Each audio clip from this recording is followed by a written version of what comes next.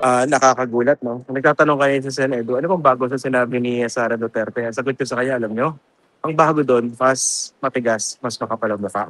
Nag-i-Ingles. At nag-i-Ingles, no? Mukhang meron siyang specific audience dito. Sino kaya? International community dahil gusto ng support? Napaka-defining nung nangyari kahapon.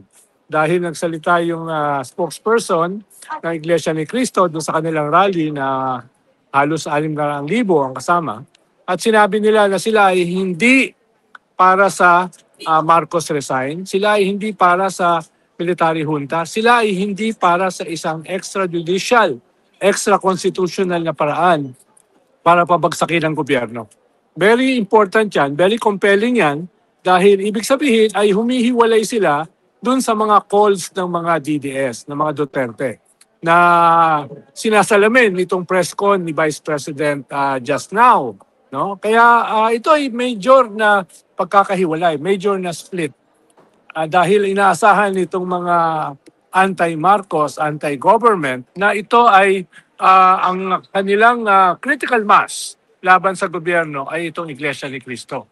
At nakita pa nga natin nung isang araw paano itinaboy yung mga puwersa ng mga DDS na mga 1,000 babalik ng Liwasang Bonifacio dahil ang sabi ng Iglesia ni Cristo ay hindi nila kinakatawan yung issue ng rally ng mga iglesia, yung resign all ng mga DDS. Question lang, Senado. Hindi ba palabas lang ito? Kasi meron talagang medyo, Mukhang lampas na tayo ron. Mukhang hindi ito palabas. mukhang hindi na palabas. Mukhang talagang hindi nagkakaisa yung Yes, talagang may INC major at saka rift sila. Duterte. For whatever reason, ay biglang nagbago yung posisyon ng INC.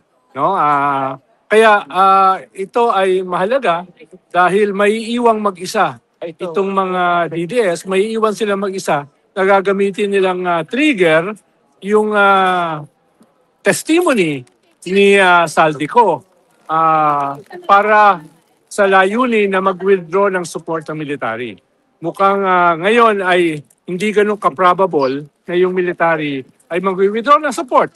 Hindi lamang dahil sa posisyon ng Iglesia ni Cristo kahapon, kung hindi doon sa nilabas na posisyon ng Armed Forces of the Philippines kahapon. Na sila ay tatayo sa konstitusyon at sila ay hindi magiging partisan dito sa away na ito. Curious ako, what diffused check in Mm. what diffused the tension?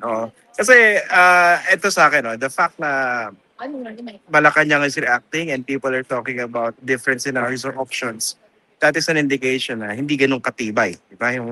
Yung pamahalaan. Pero what diffused the crisis, if you may? Well, usually kasi sa ganitong crisis, yung mga players ay may hinihingi mga concessions. Halimbawa, yung Catholic Bishops' Conference of the Philippines, ang hinihingi nila ay implement na talaga yung anti-dynasty law. No? Halimbawa, gusto nila ay magbigay ng reforma sa ating gobyerno.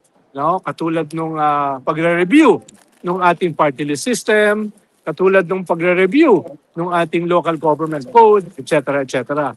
Perhaps yung mga Iglesia ni Cristo ay may mga kwan din. May mga hinihingi rin sa gobyerno at apparently, karamihan sa kanilang hinihingi ay naibigay na. Pero dito clearly, kung na-diffuse man itong crisis na ito sa ngayon, kailangan magpakita ng konkretong resulta at agad-agad yung administration. Tama. Or else, ang titingnan dito ng mga tao, ang titingnan dito ng mga civil society at simbahan, ay parang just to plunder another day. No? Kaya dapat magbago yung ganong klaseng pagtingin. At magagawa yan, halimbawa, yung pinopost ng speaker na anti-dynasty law ay dapat matupad na ASAP. Dapat yung mga sinabi ng ombudsman, nakakasuhan at makukulong. Before Christmas. By December. Dapat matuloy yan. Kasi iba may ibang nagtatanong kasi nakita ko sa mga comments. Bakit wala raw sila Grace po, Sani Angara, Mark Villar? Nung nakausap natin kahapon si Ombudsman Boying, sinabi niya, lahat ng mga yon dahil binanggit din naman ni Yusek Bernardo, under investigation na. Pati ito si Martin Romualdez. Yeah. Ayan. Pati mga taga-BBM. So, ang feeling ko, hindi naman doon matitigil. Dahil kung matitigil doon, ay magpapatuloy yung outrage ng mga tao. No? At kung nasimulan na nila, dapat na nilang ituloy-tuloy. Kung hindi, sasabog sa mukha nila yan. Lalo na very volatile yung situation dahil partly sa testimony ni Saldico, dahil partly sa galit ng mga tao, at yung weakening ng ating mga institutions. Kaya wala silang choice. Kailangan nilang ituloy-tuloy yan.